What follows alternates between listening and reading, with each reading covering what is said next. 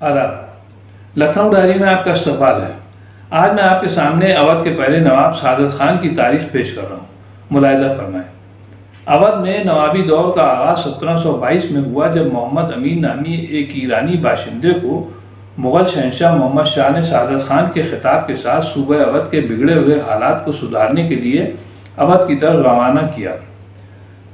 मोहम्मद अमीन Iran के शहर खुरासान के रहने वाले थे। उनके परदादा का नाम शमसुद्दीन मोहम्मद था, जिनका शजरा इमाम मूसा काजिम अलैहिस्सलाम के बेटे से मिलता था। मोहम्मद अमीन की शादी शाही वजीर मीर मोहम्मद यूसुफ की बेटी से हुई। चूँकि मीर मोहम्मद यूसुफ अमीर कबीर थे, इसलिए मोहम्मद अमीन घर दामाद बनकर ससुराल में रहने लगे। एक दिन बेगम ने उनको कोई तान आमेज ऐसी बात कही जो दिल को लग गई। वो घर बार छोड़कर निकल पड़े और हिंदुस्तान का रुख किया। 1710 में मोहम्मद अमीन को इलाहाबाद में कड़ा मानकपुर के फौजदार सर बुलंद खान के यहाँ मीर मंजिल की नौकरी मिल गई। मीर मंजिल उस पोस्ट को कहते हैं जिसमें दौरान सफ़र मालिक के आराम करने और रात गुजारने के लिए खेमे वगैरह का इंतज़ाम करना।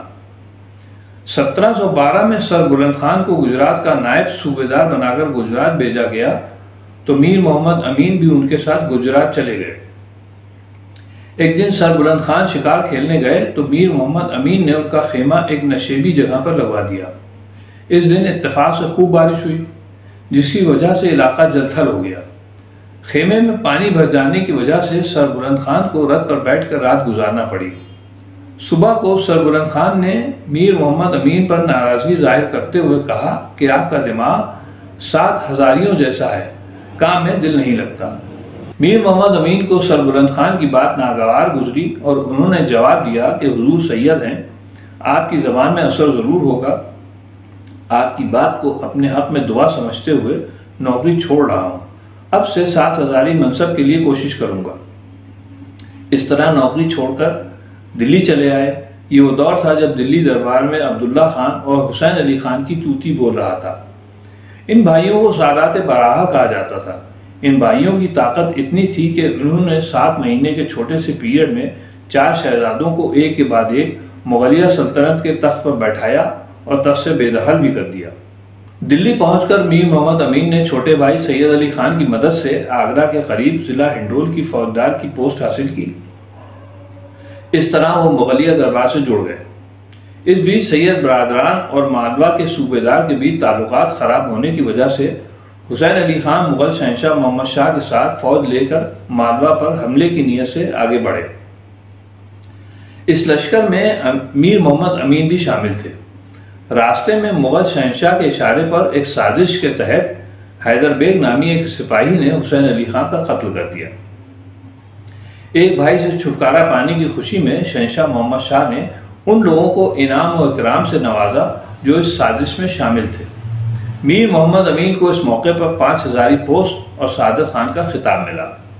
इधर दिल्ली में अब्दुल्ला खान को खबर मिली कि उसका भाई कत्ल कर दिया गया है, तो उसने सबसे पहले शहंशाह की माजूली का ऐलान किया और बाकी बची हुई फौज लेकर मोहम्मद शाह को गिरफ्तार करने निकल पड़ा। दिल्ली से चंद मील के फासले पर हसनपुर में दोनों फौजों का आमना सामना हुआ। चंद घंटों में ही जंग का फैसला हो गया। अब्दुल्ला खान को शिकस्त हुई और वो कैद कर लिया गया। इस जंग में सादत खान की खिदमात के सिले में बादशाह ने उन्हें आगरा का सूबेदार बना दिया। आगरा पहुंचकर सादत खान ने जल्द ही जाट जमींदारों को, जो बागी हो गए थे, सबक सिखाने के लिए फौजी कार्रवाई की और जाटों की बगावत को कुचल कर अमन कायम किया। दूसरी तरफ मुगलिया सल्तनत का अहम सूबा अवध, जो बदनज़मी का शिकार था। इस सूबे के तमाम जमींदार और रजवाड़े बागी हो चुके थे। शेरजादों की नाफरमानियाँ उरूज पर थीं। सूबे के ख़राब हालात पर काबू पाने के लिए मोहम्मद शाह ने सादत खान को अवध की तरफ रवाना किया। सादत खान ने दिल्ली में ही अपनी एक फ़ौज तैयार की और अवध का रुख किया।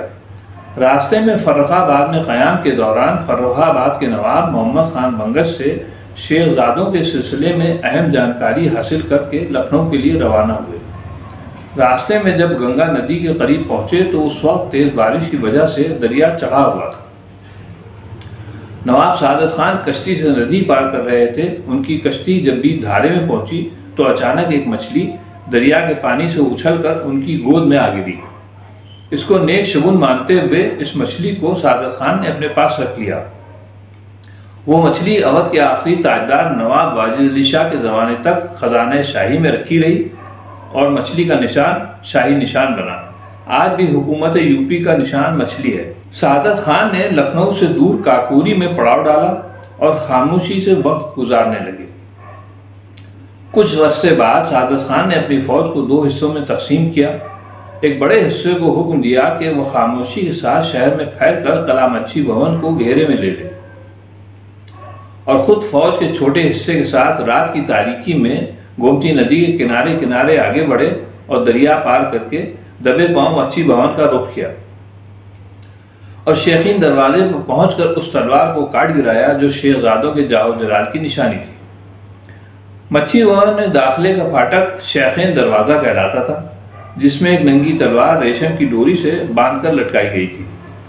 शेखजादों का हुक्म था कि जो कोई भी उनसे मिलने आए वो सर झुकाकर तलवार को सलामी देकर अंदर आए। कुछ लोग कहते हैं कि एक जूता और तलवार लटकी हुई थी। तलवार लटकने का जिक्र तो तारीखी किताबों में मिलता है, मगर जूता लटकने का जिक्र कहीं भी नहीं मिलता। इस अचानक हमले की ताब न लाकर शेखजादे बहालत मजबूरी सर झुकाए नवाब सादत खान की खिदमत में हाजिर हुए और उन्होंने अमान चाहिए। नवाब ने हुक्म दिया कि अमान उस सूरत में मिलेगी कि किला मच्छी भवन खाली कर दो। शेखजादों ने किला खाली कर दिया। शेखजादों की शिकस्त की खबर अवध में जंगल की आग की तरह फैल गई, जिसके नतीजे में अवध के दूसरे जमींदार और रजवाड़े भी नवाब सादत खान के सामने सर झुकाने पर मजबूर हो गए। इसके बाद नवाब सादत खान ने हुकूमती निज़ाम को दुरुस्त किया। अवाम उनके बर्ताव से खुश थे। तमाम जमींदारों और राजाओं को उनके इख्तियारात हुकूमत के मुताबिक मुकर्रर किए गए। कुछ जमींदारों और राजाओं ने नवाब सादत खान की दरिया दिली को उनकी कमज़ोरी समझकर नाफरमानी शुरू कर दी, जिनमें तिलोई के राजा मोहन सिंह सबसे आगे थे। तिलोई के राजा ने आसपास के इलाकों पर कब्जा करना शुरू कर दिया। देखते ही देखते मोहन सिंह ने एक तरफ रायबरेली तो दूसरी तरफ उस मुकाम तक कब्जा कर लिया जहां बाद में शहर फैजाबाद बसाया गया। 1723 में नवाब सादत खान ने मोहन सिंह के खिलाफ फौज भेजी। तिलोई में दोनों फौजों का आमना सामना हुआ। इस जंग में मोहन सिंह को शिकस्त हुई। इस लड़ाई के नतीजे में दूसरे जमींदारों और राजाओं ने सर उठाने की हिम्मत नहीं की और नवाब सादत खान से वफादारी का हलफ उठा लिया। अवध पर पूरी तरह कंट्रोल हो जाने के बाद जब ये खबर शहंशाह दिल्ली को पहुंची तो उन्होंने सादत खान को बुरहानुल मुल्क के खिताब से नवाजा। इस तरह आपको नवाब सादत खान बुरहानुल मुल्क कहा जाने लगा। बात यहीं पर ख़त्म करता हूँ। अगली किस्म में आपको बताऊंगा कि नवाब सादत खान ने शहर फैजाबाद की बुनियाद क्यों कर डाली, बनारस के हालात क्या थे, सचेंडी की लड़ाई क्यों हुई, इलाहाबाद के हालात क्या थे, कड़ा जहानाबाद की जंग में क्या हुआ, मराठों और नादिर शाह से जंग, इन तमाम बातों पर अगली किस्म में बात होगी। तब तक के लिए इजाज़त चाहता हूँ। खुदा हाफिज़।